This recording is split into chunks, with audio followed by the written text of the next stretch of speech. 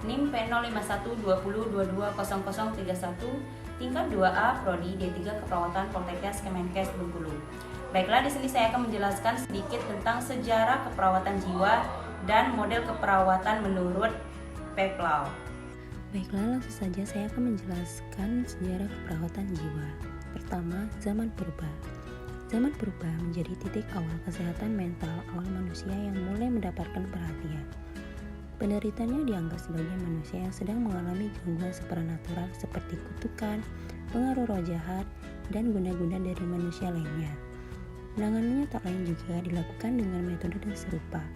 Jika penderita tidak mampu keluar dari gangguan tersebut, ia akan dibunuh atau dibiarkan sehingga lambat laun penderita akan meninggal dunia. Yang kedua, sejarah kesehatan mental peradaban awal manusia.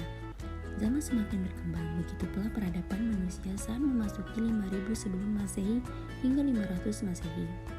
Meski penderita masih terkadang dianggap memiliki gangguan supranatural, namun mulai bermunculan berbagai teknik penyembuhan. Hal itu yakni seperti pengobatan dari tukang sihir, munculnya upacara, dan persembahan. Ilmu kedokteran yang berkembang di dataran Mesir, Persia, Cina, India, hingga Yunani juga mulai berperan penting.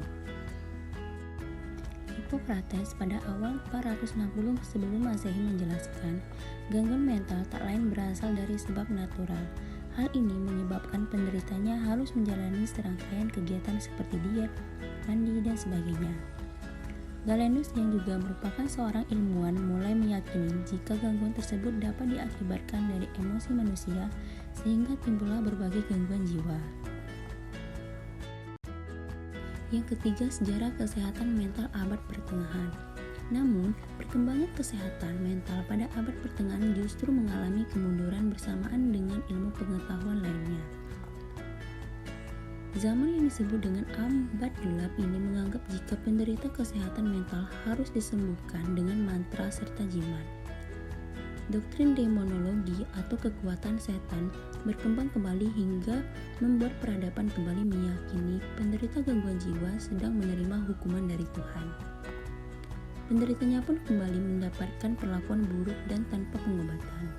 Penderita justru akan dihukum, disiksa, diusir, bahkan dijual kepada orang yang memiliki kekuasaan. Yang keempat, sejarah kesehatan mental abad ke-8. Menginjak abad ke-8, sejarah kesehatan mental kembali berkembang secara positif. Ajaran berbagai agama dan kepercayaan mulai meningkat, termasuk pandangan manusia terhadap kesehatan mental dan penderita gangguannya. Salah satunya yakni agama Islam yang mulai memunculkan teori psikiatri dan pengobatan bagi penderita gangguan jiwa. Hal ini seiring munculnya berbagai penemuan yang berkembang di dunia psikologi Muslim dan kedokteran Islam. Bahkan, rumah sakit psikiatri mulai dibangun khusus penderita gangguan jiwa di daerah Persia, Rahazes, dan Baghdad. Yang kelima, sejarah kesehatan mental abad ke-20. Abad ke-17 hingga 20 kian memunculkan berbagai penemuan positif dari kesehatan mental dan penderita gangguannya. Semula gangguan jiwa dipandang dari sudut demonologis, kini berubah dengan pendekatan ilmiah di mana menganggapnya sebagai penyakit. Hal ini didukung oleh berbagai gerakan para ilmuwan melawan terhadap pemasungan para korban gangguan jiwa. Sebut saja seperti Prancis yang melopori pendekatan humanis, Inggris yang mendirikan Your Retreat, serta Amerika Serikat yang mendirikan RS Mental Modern. Perhatian terhadap penderita gangguan jiwa kian meningkat, sering bermunculan berbagai gerakan. National Commitment for Mental Hygiene memicu berbagai riset di bidang psikologi dan mulai memelopori pendekatan psikiatris. Hingga dunia pun akhirnya sepakat untuk mendirikan World Federation for Mental Health atau WFMH pada tahun 1948 setelah dirumuskan Undang-Undang Kesehatan Mental Nasional oleh Kongres Amerika Serikat. Berikutnya, model interpersonal oleh Heidegger Peplau. Menurut konsep model ini, kelainan jiwa seseorang bisa muncul akibat adanya ancaman. Ancaman tersebut menimbulkan kecemasan atau anxiety. Ansietas timbul dan alami seseorang akibat adanya konflik saat berhubungan dengan orang lain atau interpersonal. Berdasarkan teori ini, klien adalah individu dengan kebutuhan perasaan, dan keperawatan adalah proses interpersonal dan terapeutik.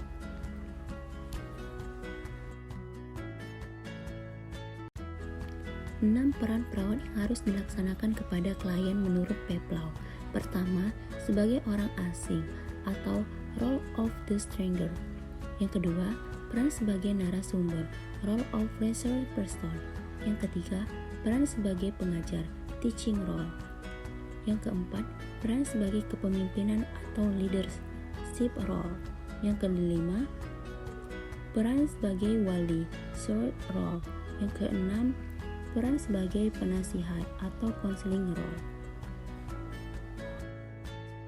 Permasalahan yang mengakibatkan gangguan interpersonal menurut Peplau, ansietas berat yang disebabkan oleh kesulitan mengintegrasikan pengalaman interpersonal yang lalu dengan sekarang. Ansietas terjadi apabila komunikasi dengan orang lain mengancam keamanan psikologis dan biologis dan individu. Dalam permasalahan interpersonal, seorang individu akan menampakkan perilaku, di antaranya individu merasa tersaingi, merasa kecemasan yang berlebihan, senang menyendiri, dan enggan membicarakan permasalahan yang dialaminya. Berikutnya peran perawat dalam melakukan terapi. Yang pertama, sehari ansietas berupaya melakukan sharing mengenai apa-apa yang dirasakan klien, apa yang biasa dicemaskan oleh klien saat berhubungan dengan orang lain. Yang kedua, terapi use empathy and relationship. Perawat berupaya bersikap empati dan turut merasakan apa-apa yang dirasakan oleh klien.